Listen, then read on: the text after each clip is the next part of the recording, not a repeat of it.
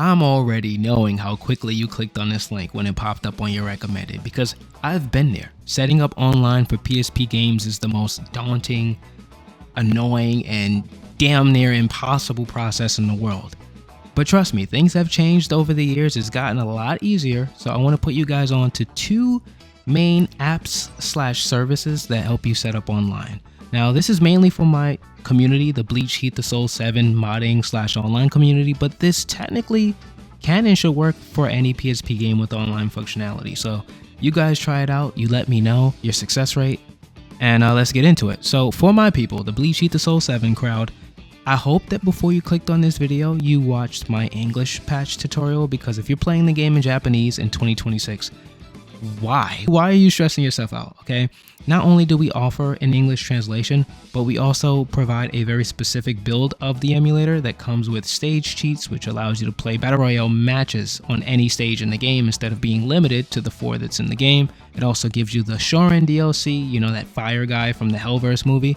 Yeah, it gives you him, as well as a lot of other cool stuff that you just want to have, like speed enhancements that make the game a little faster. It breaks down the soul codes, it tells you what all those things do. So it's definitely something you don't want to be playing online without. So do that, and then we'll get back into the online stuff. There's two apps, like I said. One of them is a service that's already built into the emulator itself. It's called SOCOM.cc. Now, I don't know what the fuck a SOCOM is, so don't ask me, but I know that there's like a shooting game series on the PS2, I think, under the name SOCOM, so it might be a military term. It's just a code name. Who cares? But did you know that SOCOM.cc actually has a website? So that's the first thing I want to show you before we even set up the server in the emulator itself. So if you go to SOCOM.cc, they actually show you everyone that's currently playing on SOCOM server right now. I don't know who made SOCOM server. I don't know a lot of things about SOCOM, okay? But it's here, and these are the people that's playing games on the server right now. If I was playing Heat the Soul, it'd probably show up between Ace Combat and Dissidia. Shout out Duodecim. That's a great game, by the way. I might want to go in there and cook this dude real quick. Nah, let me stop. Let me open my emulator and just show you guys how to set up the SOCOM.cc server. This is probably the quickest way to get online working, but your mileage may vary because, like I said, it's not my server, it's someone else's.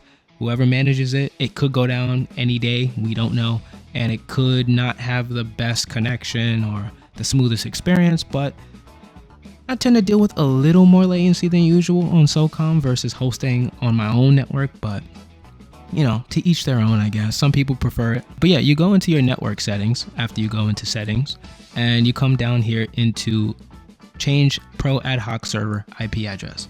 You click that and you can toggle list, and it'll give you multiple server options like My Neighbor Sushi Cat. I think there's one called PSP Game Club or something like that. I don't want to click it because it'll also show you my IP address, but you'll know. You'll see SOCOM.cc there and you can click it, but you can also come up here and just type it in, right? SOCOM.cc. And when you do that, I'll show you guys a clip because I don't want to fucking do that shit right now. But when you go in and you go into the game, you'll actually see yourself in the SOCOM website with your name. But you won't see your name unless you set it in your system settings. So you go down to system, you come down here, you change your nickname. Unless you want to see the generic name that everyone else is going under, which is literally PPSSPP. No one wants to be a PPSSPP, especially not a PP. So you want to put your name, man. I put Chen. Cool. So when you go online and you go into the SOCOM website, you'll see Chen as long as I'm actually online. The thing with SOCOM as well is that you want to make sure that whoever you're intending to play with on this server is also using the same version of the game, because there's the 1.0 version of the game, which is like the base experience. It comes with all the modes that you'll want to play, such as Conquest, Story Mode, Arcade, all that stuff. And if you have the Shorin DLC, which is the 1.1 version of the game, it comes with Shorin, but it doesn't come with all the other single player content, which is weird, but that's just how they did it. The point is, if you're playing with Shorin online, you have to be using 1.1 and your opponent has to be using 1.1. Otherwise, you will not see each other in the SOCOM server. You may both show up in that game, but you won't show up under the same group, which means that you're playing the same version of the game. You want to make sure you're on the same. If you're both going to be on 1.0, which most people are, that's fine. Right? We're only at a loss of one character who's not really all that good, to be honest. So that's SOCOM in a nutshell. Also, some cool things to know and have set up ahead of time is your part offset.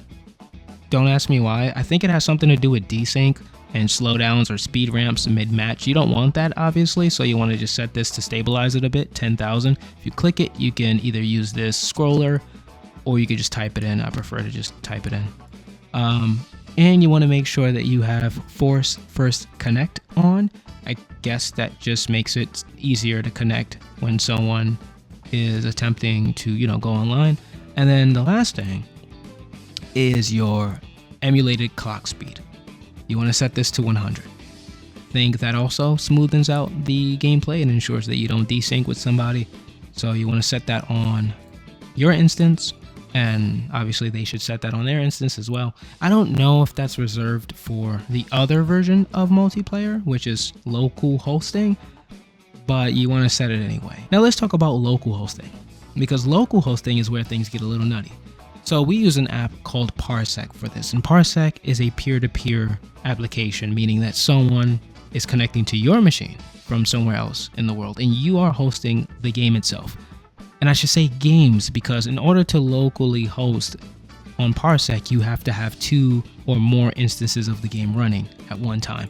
So in this folder is where I have my instances. I literally have one version of the game with separate controls, and then a second version of the game with another set of controls. This is so that you don't use the same exe file and like your controls conflict, or now someone else controls overlap yours. You don't want that. So you just split or copy the game into a separate version. And you see that this is only 300 megabytes. So all of the game's files only come up to 300 megabytes times 2 for the most part. And this is slightly bigger because I do have my ISOs in one folder. There's no reason to duplicate the game when you can just direct the second instance to go into the first game's folder to find the game. So the game is in here, and this is just the second player's controls and files and textures and stuff. And after you do that, as you see down here, I have 2 instances. So you'll open your 2 instances. You won't actually have to play the game this way. This is just to connect the 2 instances in the lobby. You want to make sure that you come down here to your networking section. Always make sure you have your enable built-in pro ad hoc server on. This is for either SOCOM or local hosting. Just have it on. Trust me, it's gonna allow your WLAN and all that other stuff to work. Change this to local host.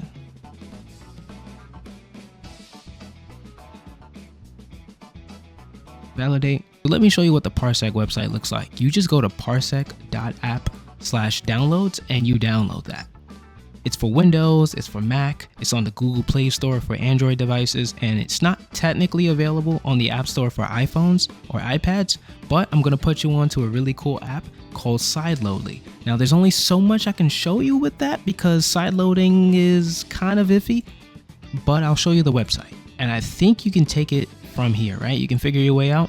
So you download this, it's available for Windows, Mac, and it allows you to connect your Apple device to the machine and pretty much push an app directly to it. And that app is literally Parsec itself. It's a fork of the Android Google Play version of Parsec, which allows it to work on an iPhone. So once you find that app, and I might have a TXT file in the description which shows you how to get access to the Parsec app for the iPhone, and it might give you instructions on how to use the Sideloadly app. But let me just show you a quick visual demo of what the app or what the process would look like once you have the app downloaded. So this is Sideloadly, right? These 3 letters, I don't want to repeat them, is the file structure that you'll need to look for if you're looking for a specific app. So you want to search for Open Parsec with this extension at the end, because Open Parsec is the name of the fork of Parsec. In this section, it says no devices detected, but if you connect your iPhone or your iPad or whatever iDevice you have, you'll see it there. And you'll click this section, you see how it's glowing blue? That's where you can supply the file that you found wherever you found it, right? Do not do anything malicious. Don't look for paid applications. Just look for stuff that's normal, okay? And once you find this section, you click it. You look for the app that you downloaded, you supply it, you click your device, and then this should glow up green and it should say start. And once you hit start, it'll push the app to your device. And when you go to your app to open it, they'll tell you that you have to first verify the app in order for it to run. go to your settings in your iPhone or your iPad, and VPN and device management, you'll see a new profile there. You just click the profile, you verify that you trust the profile, and the app will be able to launch. And once you launch the app, it functions no different from the Google Play / Android versions of Parsec, and even the PC versions of Parsec. You sign in with your account, you'll see any machines that your friends might be using if you've added people. The easy way to use Parsec is to add people, because when you add them, you don't have to constantly send them links every time you want to host a session. So let's say I'm hosting 2 instances right now, right? This is just a demo of what you'd be doing if you wanted to host it from your PC. I'm going to go into settings first and foremost and go into controls, because now that I have 2 separate instances, I want them to have 2 separate controls as well. You go into control mapping and you want to set your controls on instance 1. Instance 2 would be reserved for whoever's connecting to your computer, and there's a very specific reason for that. But for now, you set your controls, and when you're ready for someone else to connect to you, and you can share a one-time session URL to your computer, which only gives them this one opportunity to connect to you, and you can share that down here in the midsection. And then you'll paste that in, I don't know, a DM or in the Discord server, and then anyone that clicks that has an account already set up can request permissions to access your machine. And once you accept their permissions, they'll be able to see what's on your screen. They won't be able to click things until you give them permissions to, your IO, your interface, which could be your mouse, your keyboard, or access to gamepad functionality. And once their gamepad or their keyboard is connected, you can now begin to assist them in setting up their controls. If you go online with this, you'll see both instances in the lobby, and because we named them differently, on the player 2 side you'll see Chen, and on Chen's side you'll see player 2, and then one person can just request the next person, and you'll see a pop-up saying that you've been challenged by another player, and then the game will pretty much go into character select. And once you're done selecting your characters and the game actually boots up, you'll see an example of me full screening the second instance. And why you want to full screen the second instance is because the second instance is where both inputs are being received, but on the first instance, only the first player's controls are being received. So you want to full screen the second instance, which makes it just one screen, but it also ensures that both players' inputs are being received at the same time. And that's pretty much the experience right there.